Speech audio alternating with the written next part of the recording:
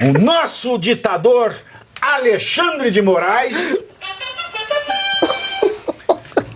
partiu para cima de uma testemunha acusando Freire Gomes de mentir e que daria uma segunda chance. Em outro momento da audiência, supostamente, eu digo supostamente porque aqui eu estou trabalhando com relato de terceiro. Porque ninguém viu. Que não permitiria que a defesa do ex-ministro da Justiça, Anderson Torres, transformasse em circo o depoimento das testemunhas. Doutor Paulo, começo com você. O primeiro ponto que eu levanto aqui é muito simples. Para que serve um depoimento? Ora, se o depoente diz alguma coisa e o juiz, o ministro, não aceita, o que o depoente está fazendo ali?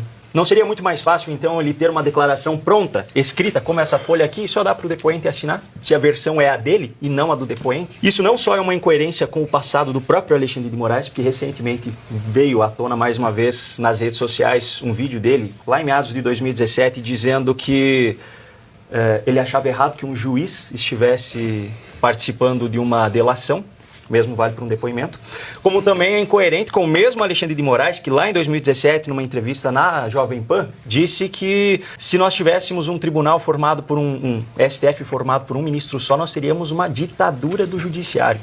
É o mesmo cara que hoje diz a frase, abro aspas, não vou permitir que faça circo no meu tribunal. Segundo ponto que eu quero levantar aqui é o seguinte, essa história de que ele não vai permitir que se faça circo, eu acho que, primeiro de tudo, uma pessoa precisa ter moral para fazer alguma cobrança. Nós estamos falando do mesmo ministro que, como juiz, ou como um juiz não legítimo, como o PT diz, apresenta um PowerPoint em um julgamento como se ele fosse a acusação.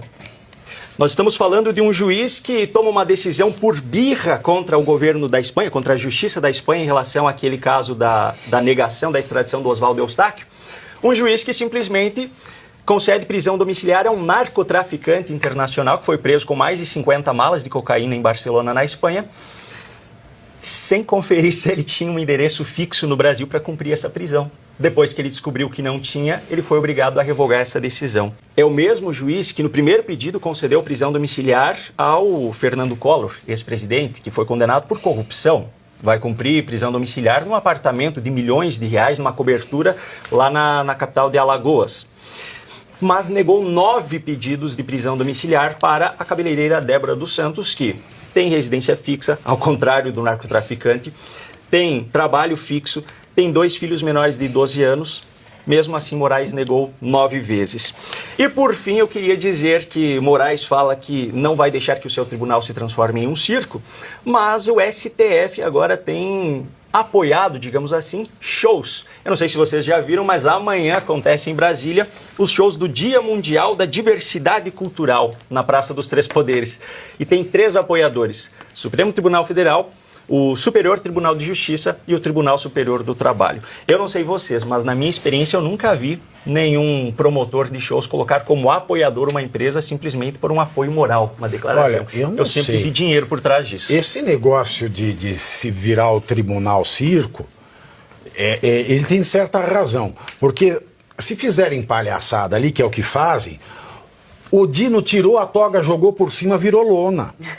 Então aí o circo já está armado. Agora, a irritação de Moraes por conta dos acontecimentos no Brasil não devem chegar nem perto da reação dele ao ver a declaração do secretário de Estado dos Estados Unidos, Marco Rubio, nessa quarta-feira. What do you intend to do, and would you be looking at Supreme Court justice sanctioning of Alexandra de Moraes under the Global Magnitsky Act? That is under review right now, and it's a great possibility that will happen. O Global Magnitsky Act é o único meio, pelo menos dentre os que eu conheço, pelo qual uma autoridade brasileira poderia não apenas ser impedida de entrar nos Estados Unidos e ter seus bens em solo norte-americano bloqueados, como ainda pode ser diretamente afetada até mesmo aqui no Brasil.